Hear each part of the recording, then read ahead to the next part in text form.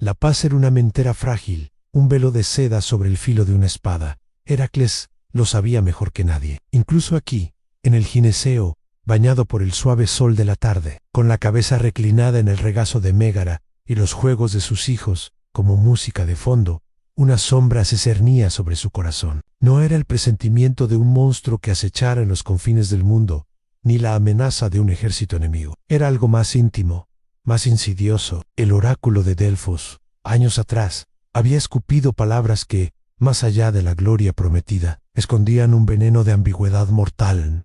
Tu destino está escrito en sangre y expiación, hijo de Zeus. La sombra de tu mayor hazaña será precedida por la de tu más profunda desgracia. ¿Qué mayor hazaña que acabar con los monstruos que aterrorizan a la humanidad? Había preguntado él entonces, con la arrogancia de la juventud y la fuerza. La Pitia solo había inclinado su cabeza, y sus ojos, velados por los vapores de la grieta sagrada, parecieron posarse en él con una piedad que lo heló. Esa piedad era ahora un gusano que roía su mente en los momentos de quietud.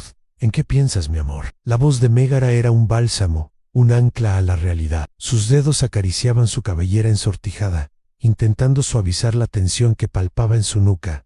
Heracles abrió los ojos. La habitación estaba impregnada del aroma del incienso y de los jazmines que trepaban por el ventanal. Allí estaba Terímaco, su primogénito, de 12 años, mostrando a su hermano menor, Creipo, cómo sostener un escudo. La pequeña Macaria, sentada a los pies de su madre, canturreaba una cancioncilla infantil mientras jugaba con unas muñecas de arcilla.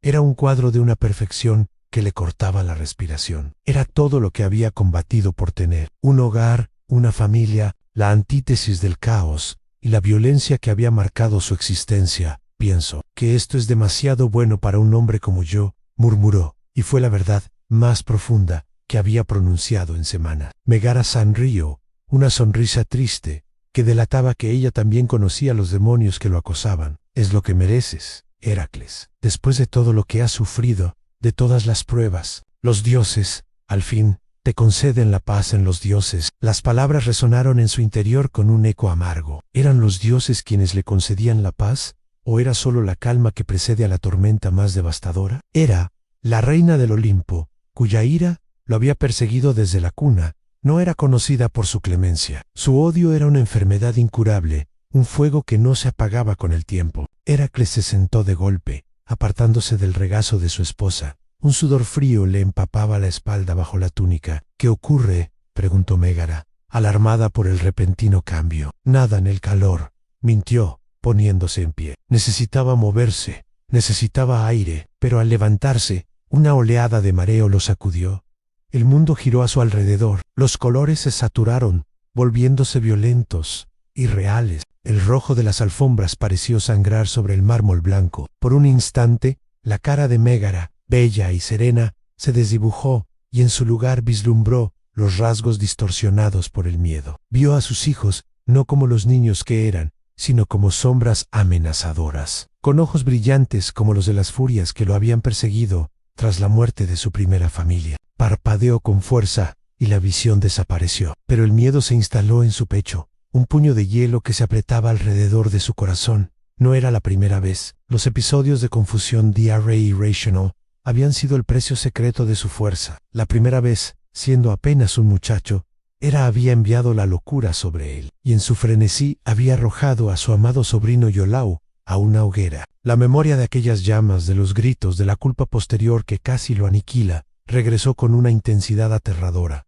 ¿Estaba volviendo a suceder? ¿Era este el precio final, la más profunda desgracia de la que había hablado el oráculo? Podre, la voz de Terímaco, clara y llena de orgullo, lo sacó de su espiral de terror. Mira, Creipo ya puede levantar bien el escudo. Heracles miró a su hijo. El niño sostenía el pesado escudo de bronce con esfuerzo, pero con una determinación que le llenó el corazón de un amor tan feroz que fue doloroso. Quería protegerlos. Quería levantar muros infranqueables alrededor de su hogar, matar a cualquier amenaza real o imaginaria. Pero ¿cómo luchar contra un enemigo que no estaba fuera, sino dentro de su propia mente? ¿Cómo protegerlos de sí mismo? Muy bien, hijo, logró decir, con una voz que le sonó extraña, ronca. Muy bien. Se acercó a ellos, y al hacerlo, El suelo pareció inclinarse bajo sus pies. Un dolor punzante, como una lanza al rojo vivo, le atravesó las sienes. Apoyó una mano en una columna para no caer. El mármol, fresco al tacto, pareció arder bajo sus dedos. Cerró los ojos y en la oscuridad de sus párpados vio destellos de luz violácea, como relámpagos en una tormenta interior. Olía a ozono, a poder divino corrupto, a la misma esencia de la ira de Hera. Heracles, estás pálido. La voz de Mégara sonó lejana, como si llegara desde el fondo de un pozo. Debes descansar, ven, te acompañaré a tus aposentos. Él asintió, incapaz de hablar. Cada latido de su corazón era un tambor que anunciaba una catástrofe. Al permitir que Mégara lo tomara del brazo, notó que su propia piel estaba febril. Mientras se alejaban del gineceo, volvió la cabeza una última vez hacia sus hijos. Terímaco le sonreía, pero en los ojos del niño, Heracles creyó ver por un instante un destello de burla, de desafío, el mismo que veía en los ojos de los centauros que había masacrado, o en la mirada vidriosa de la hidra de Lerna, antes de que le cercenara una cabeza sano. Eran sus hijos, eran fantasmas, ilusiones enviadas por la diosa para torturarlo. La certeza, falsa y corrupta, comenzó a enraizarse en su mente envenenada, alimentada por un dolor que ya no era solo físico, sino la manifestación de una maldición divina que hervía en su sangre.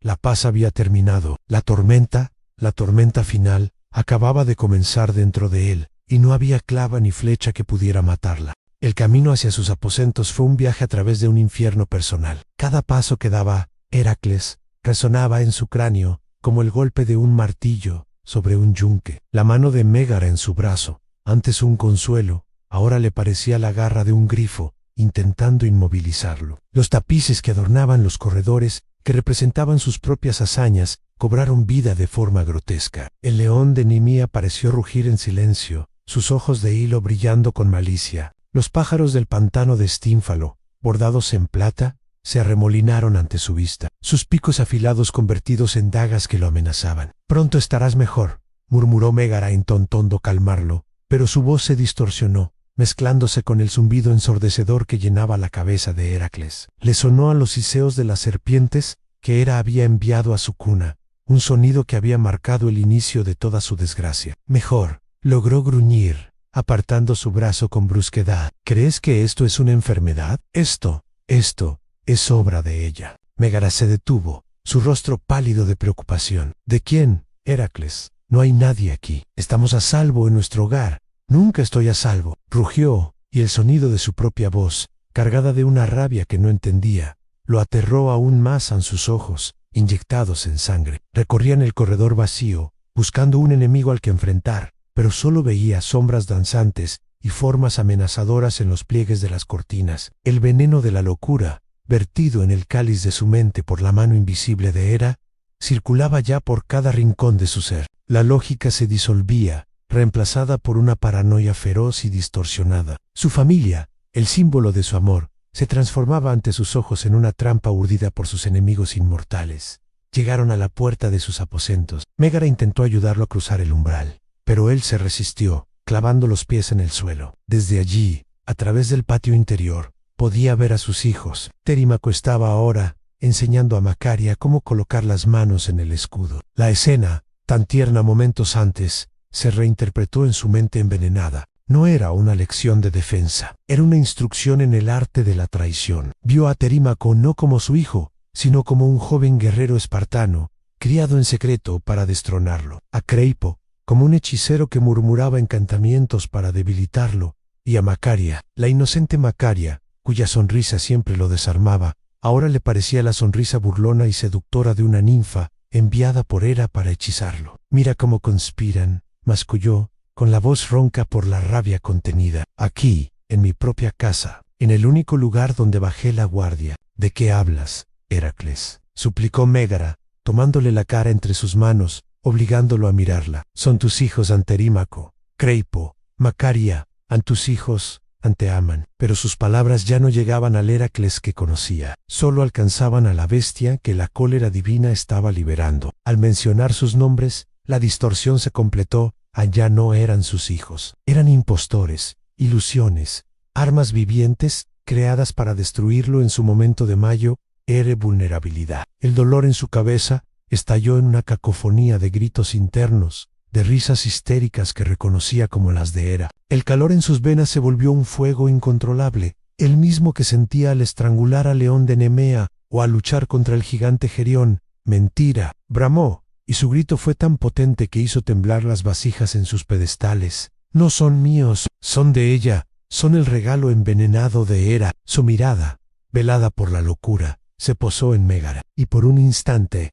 no vio a la mujer que amaba, sino a la mismísima diosa del Olimpo, con su rostro sereno y sus ojos llenos de un odio infinito. Fue la chispa final. La última cuerda que sujetaba su cordura se rompió con un crujido seco que solo él pudo escuchar. Con un rugido que no era humano, Heracles se abalanzó, no hacia Mégara, que retrocedió aterrada, sino hacia el patio. Su objetivo ya no era proteger, era aniquilar. La amenaza estaba dentro de sus muros, y él era el único que podía erradicarla. El primer movimiento fue un reflejo de 1000 batallas. Su mano, vacía, buscó instintivamente el mango de su clava, pero no estaba allí. No importaba sus puños, eran armas suficientes. Terímaco, al ver la expresión demencial de su padre, congeló su sonrisa en un rictus de confusión y miedo. «¿Padre?», preguntó, su voz temblorosa. Esa palabra, padre, en labios de quien él creía su enemigo, fue el último insulto. Heracles cerró la distancia en 2 zancadas. No vio a un niño, vio a un guerrero enemigo, a un monstruo de múltiples cabezas que debía ser destruido. «No soy tu padre, engendro de pesadilla», rugió, y su puño, el mismo que había noqueado al león de Nimía, se descargó con fuerza incontenible. El golpe seco, hueso contra hueso coto, el ayara. No fue un grito lo que siguió, sino un silencio horrible, roto solo por el jadeo bestial de Heracles. La pequeña Macaria soltó un gemido ahogado, sus ojos como platos, incapaz de comprender. Creipo, paralizado por el terror, miró el cuerpo inerte de su hermano mayor en el suelo. Una mancha escarlata expandiéndose bajo su cabeza. La locura no cedió. Se alimentó del horror que acababa de crear. Heracles giró sobre sí mismo. Su aliento era el de un toro herido.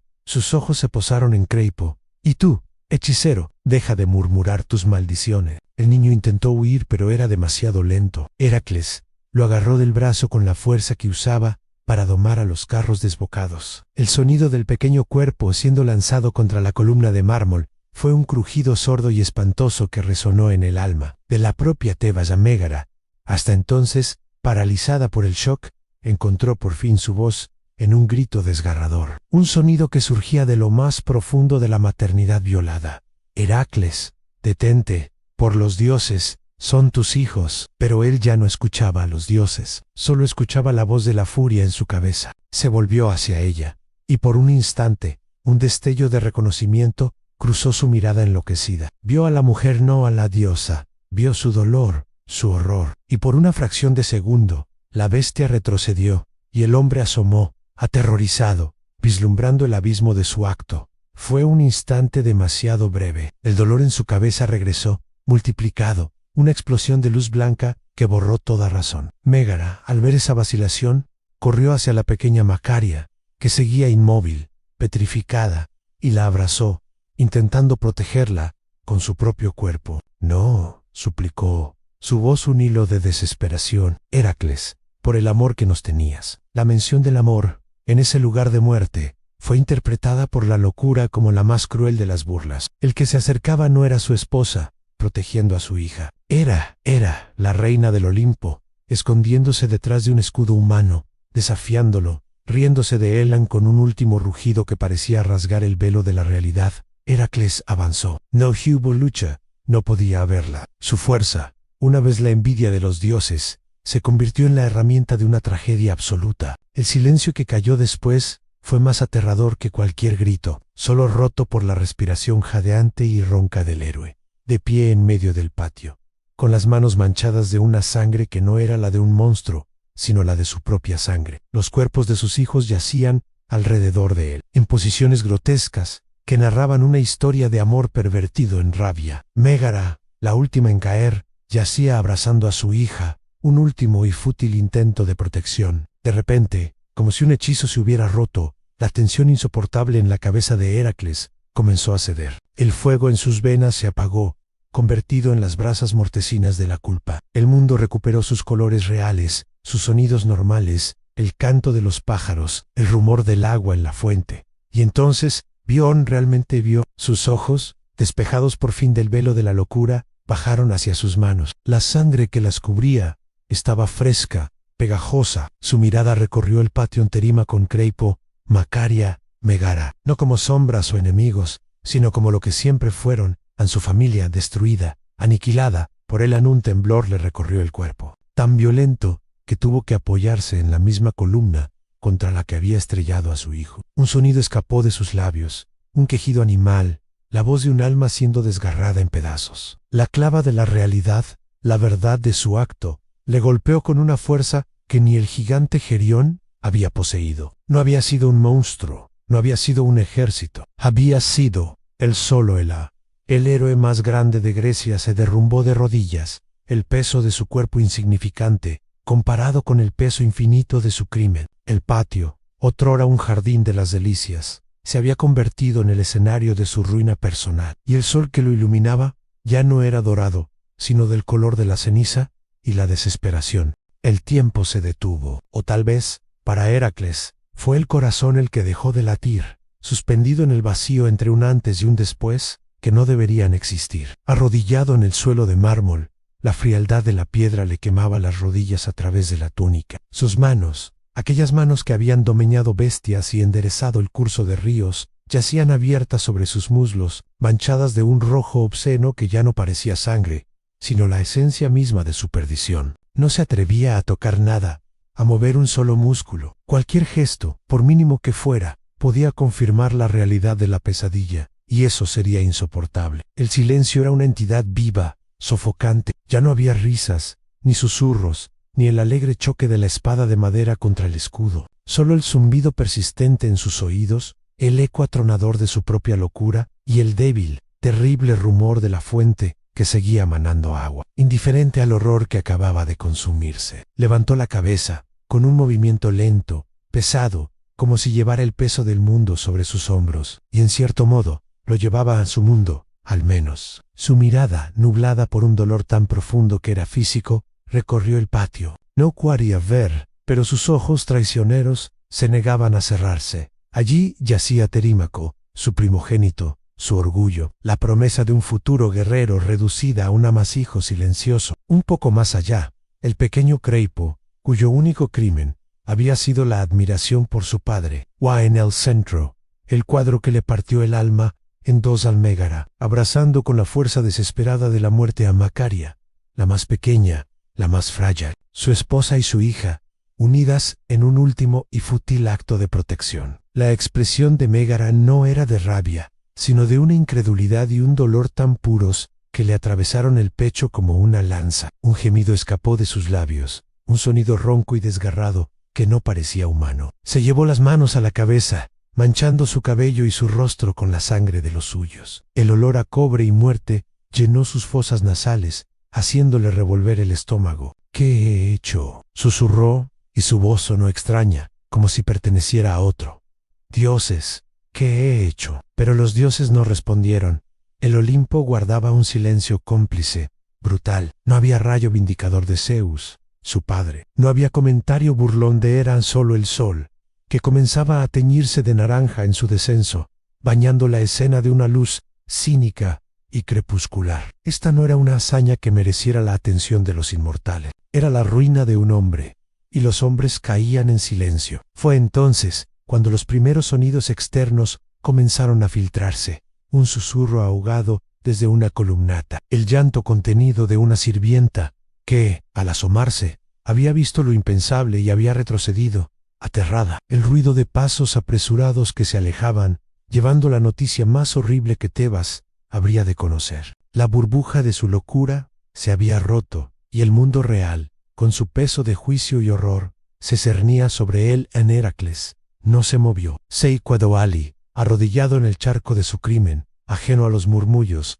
a la creciente conmoción que empezaba a bullir en el palacio. Era una estatua de la desesperación, tallada en carne y culpa. Su mente, ahora terrible y lúcida, comenzó a recrear cada instante con una claridad diabólica. Recordaba la sensación del impacto contra Terímaco, el crujido sordo al lanzar a Creipo, la mirada de Mégara, no de odio, sino de una súplica que no había sabido escuchar. Cada recuerdo era un latigazo, una puñalada que lo desgarraba por dentro. Eran mis hijos, masculló para sí mismo, como si al decirlo en voz alta, pudiera serlo Riel Mégara, mi amor. Las palabras sonaban huecas, inservibles. No había vocablo en lengua humana que pudiera nombrar su crimen o aliviar su dolor. Se inclinó hacia adelante, apoyando la frente en el frío mármol, manchándolo con su frente ensangrentada. Un temblor incontrolable sacudió su cuerpo. No eran lágrimas lo que brotaba de sus ojos, eran sollozos secos, espasmos de una agonía interior que no encontraba salida. El héroe que había luchado contra la muerte en mil formas, ahora la sentía anidar dentro de sí,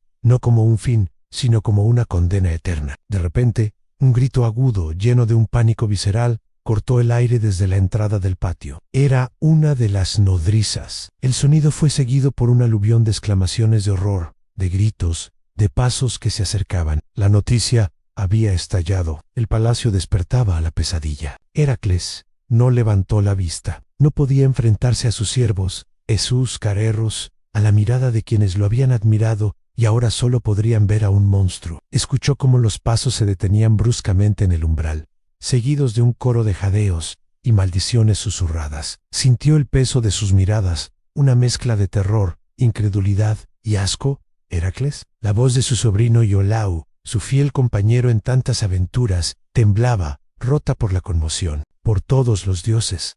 ¿Qué ha pasado aquí? Heracles no respondió. ¿Qué podía decir? Que Hera lo había enloquecido. Sonaría excusa a la justificación cobarde de un loco. La evidencia, sangrante e incontrovertible, yacía a sus pies. Él era el único responsable. Él había blandido el arma. Él había acabado con su propia razón de ser. Sintió una mano tentativa en su hombro. Era Iolao, quien, superando su propio horror, se acercaba al abismo. Tío, la voz de Iolao era un susurro ronco. Debemos ocuparnos de ellos. No puedes quedarte aquí. La palabra ocuparnos sonó tan vulgar, tan terrenal, que por fin logró sacar a Heracles de su estupor. Levantó la cabeza lentamente. Sus ojos hundidos y vacíos se encontraron con los de Iolao, que retrocedió un paso, impresionado por el dolor absoluto que veía en ellos. Logró articular Heracles, con una voz que era apenas un gil. Aléjalos a todos. Nadie se acerque. Iolao asintió, pálido como la muerte, y comenzó a dar órdenes en voz baja, despejando el área, conteniendo a la multitud de sirvientes y guardias que se agolpaban, buscando un vislumbre de lo imposible. La soledad regresó, pero ahora era diferente. Ya no era el vacío del shock, sino la soledad deliberada del condenado. Heracles se puso en pie, sus piernas flaquearon, pero se mantuvo firme. Miró una última vez los cuerpos de su familia, un amor infinito, envenenado por una furia divina. Se agitó en su pecho, mezclado con una culpa que sabía que lo consumiría por los siglos de los siglos. Sabía que no podía quedarse, que no merecía el aire que respiraba en ese lugar. Con un último, tembloroso suspiro, dio media vuelta. No miró caminó con paso incierto, alejándose del patio, dejando atrás no solo a su familia asesinada, sino a la última sombra del hombre que había sido. No sabía a dónde iba. Solo sabía que tenía que huir de sí mismo, una tarea imposible, el único trabajo que no podría superar. El camino hacia el exilio, hacia la expiación o hacia la locura definitiva acababa de comenzar, y lo recorrería cargando para siempre con el peso de un silencio más elocuente que cualquier grito, el silencio de los que ya no podrían hablar. Heracles caminó, no hacia adelante, porque no había un adelante para él, sino simplemente fuera del palacio cuyos muros, otrora símbolo de su gloria y refugio, ahora parecían gritarle su crimen desde cada piedra. Atravesó salones y corredores como un espectro, y los sirvientes y guardias que se cruzaban en su camino se apartaban con un terror religioso, no por respeto a su fuerza, sino por el horror que emanaba de su persona. No era un héroe, era una plaga, una fuerza de la naturaleza que había arrasado con lo más sagrado. Su mirada vacía, sus ropas y su piel salpicadas de sangre seca, lo convertían en la personificación de una tragedia viviente. Nadie se atrevió a detenerlo, ni siquiera Iolao, quien, desde la sombra de una columnata, observó su partida con lágrimas de impotencia y dolor. Interceptarlo habría sido como intentar detener una avalancha. No habría palabras, solo una fuerza bruta y destructiva. La puerta principal del palacio estaba abierta de par en par, como si la propia ciudad hubiera exhalado para expulsarlo. Heracles cruzó el umbral y se sumergió en las calles de Tebas. La noticia, más rápida que cualquier mensajero, había envenenado el aire. El mercado, normalmente bullicioso, se sumió en un silencio sepulcral a su paso. Los comerciantes interrumpieron sus tratos, las mujeres que llenaban sus cántaros en la fuente se quedaron inmóviles. No hubo insultos, ni gritos de ira, solo un mutismo cargado de espanto, de una decepción tan profunda que era tangible. Habían celebrado sus victorias, se habían sentido protegidos por su fuerza, y ahora esa misma fuerza se había vuelto contra su propia carne, revelándose como un arma de locura. Lo miraban no con odio, sino como se mira a un monumento que acaba de derrumbarse, dejando a la vista un vacío aterrador. Heracles no veía sus rostros. Caminaba con la mirada fija en un punto inexistente, más allá del horizonte. El sol de la tarde, ahora bajo y sangrante, proyectaba una larga sombra detrás de él, una mancha alargada y oscura, que parecía ser la verdadera esencia de lo que había dejado atrás. Cada paso era un esfuerzo sobrehumano, como si las cadenas de su culpa pesaran más que todos los grilletes que había roto. El eco de sus propias pisadas en el empedrado le recordaba los pasos que ya no oiría en el patio de su hogar. El viento que le acariciaba el rostro le traía, o creía traerle, el tenue aroma del perfume de Macaria, un último y cruel susurro de lo perdido. Caminó sin rumbo durante horas, hasta que la ciudad quedó atrás y se encontró en la llanura agreste que separaba Tebas de las montañas. La noche quedó, fría e indiferente. Las estrellas, testigos distantes de sus juramentos y sus batallas, brillaban con una frialdad que le heló el alma. Se desplomó al pie de una encina solitaria, sin fuerzas para seguir. Ya no había adrenalina, ni locura, ni el entumecimiento del shock, solo quedaba la verdad desnuda y brutal, mordiéndole las entrañas. Se miró las manos a la luz de la luna. La sangre se había secado, formando una costra oscura que se adhería a su piel, como un segundo estigma. Aquellas manos que habían estrangulado monstruos, habían limpiado establos, y habían sostenido el cielo. Estaban ahora mancilladas por el crimen más innombrable. Un nuevo acceso de temblores los sacudió, y esta vez las lágrimas llegaron. No fueron sollozos de hombre, sino un llanto desgarrador, profundo, que surgía de un lugar tan primitivo y herido que parecía capaz de alterar el orden del cosmos. Gritó su dolor hacia la noche, un aullido largo y desesperado que se perdió entre los riscos sin obtener respuesta. Era el sonido de un dios herido en su parte mortal, la parte que realmente importaba. Al amanecer, exhausto, vacío, pero con una chispa de propósito nacida de la absoluta desesperación, se puso en pie. No podía vagar sin rumbo por la eternidad. La muerte sería un escape demasiado misericordioso, y no se la merecía. Tenía que encontrar una respuesta, una expiación, o al menos una razón para no arrancarse los ojos y vivir para siempre en la oscuridad que se merecía. Solo había un lugar al que podía acudir, el mismo que años atrás había trazado el ambiguo camino de su destino, el oráculo de Delfos. El viaje fue un vía crucis de aislamiento y memoria. Evitaba las aldeas, alimentándose de raíces y agua de arroyos como un animal acosado. Su figura era tan patética como aterradora en el hombre más fuerte del mundo, reducido a una sombra sucia y demacrada, cuyos ojos reflejaban un abismo interior. Los pocos viajeros que se cruzaban con él en los caminos secundarios se apartaban y hacían señas para ahuyentar el mal de ojo. La fama de su acto lo había precedido, convirtiéndolo en una leyenda de terror. Cuando finalmente llegó a las laderas del monte Parnaso, sintió el mismo escalofrío de antaño. El santuario de Apolo se alzaba ante él, blanco y sereno, la morada de las verdades que tanto podían elevar como destruir a un hombre. Subió los escalones sagrados con paso vacilante, sintiendo el peso de las miradas de los peregrinos y sacerdotes. El murmullo de la multitud se apagó cuando lo reconocieron. No hubo reverencias, solo un silencio expectante y cargado de miedo. Se postró ante el trípode de la Pitia, en la grieta de donde emanaban los vapores proféticos. El olor a incienso y azufre le llenó los pulmones. Ya no era el héroe confiado que demandaba un destino de gloria. Era un supliconti, un hombre roto, sabia de Delfos. Su voz era áspera o quebrada por el desuso y el llanto. Mi alma está en tinieblas, Ané. he destruido lo que más amaba. La sombra de la que habló el oráculo ha caído sobre mí. No busco perdón, pues sé que no existe. Busco una sentencia, un camino, por más arduo que sea, para expiar esta culpa que me ahoga. Dime, ¿qué debo hacer? La Pitia, una mujer de edad indefinida, cuyos ojos velados parecían ver a través de los siglos, inhaló los vapores sagrados. Su cuerpo se estremeció con convulsiones divinas. Cuando habló, su voz era múltiple, un coro de ecos que surgía de las profundidades de la tierra. Heracles, hijo de Zeus, tu fuerza ha sido tu maldición y tu carga. La sangre derramada clama desde la tierra, pero no es a los muertos a quienes debe servir para limpiarla. Heracles aguzó el oído, su corazón latiendo con un destello de esperanza amarga. Al menos habría una tarea, un castigo activo. La expiación no se encuentra en la muerte, sino en la servidumbre. No te elevarás por encima de los hombres, sino que descenderás a su nivel más bajo. Tu primo Euristeo, el rey al que tanto desprecias, será tu amo Ñorist. El nombre cayó como un latigazo. El hombre cobarde y envidioso que lo había humillado, enviándolo a los 12 trabajos. Servir a él era una humillación peor que cualquier batalla contra un monstruo. Por 12 años, realizarás los trabajos que él te imponga. No serán hazañas de gloria, sino tareas de expiación. No para ganar la inmortalidad, sino para aprender, en la sumisión y el esfuerzo, el precio de la fuerza descontrolada. Solo cuando hayas completado lo que él ordene, y hayas vivido 12 años, no como un héroe, sino como un siervo, el peso de tu culpa encontrará, tal vez, un reposo en la Pitia.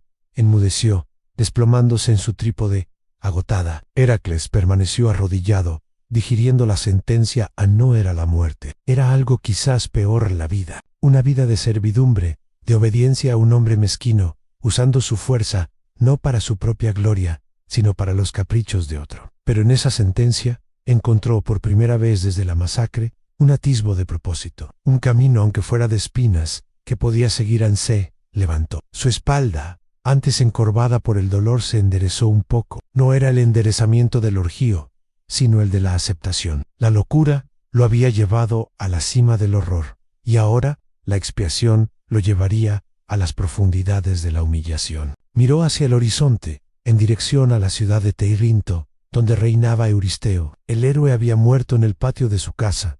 El monstruo comenzaba su viaje de redención. Why Lost Touche. Trabajos que la posteridad recordaría como canciones de gloria, nacieron en realidad del silencio más profundo y del dolor más insondable. El de un padre que, habiendo perdido todo, solo podía encontrar una razón para vivir en la penitencia eterna. Con un suspiro que era una renuncia a todo lo que fue, Heracles, el siervo, emprendió el camino.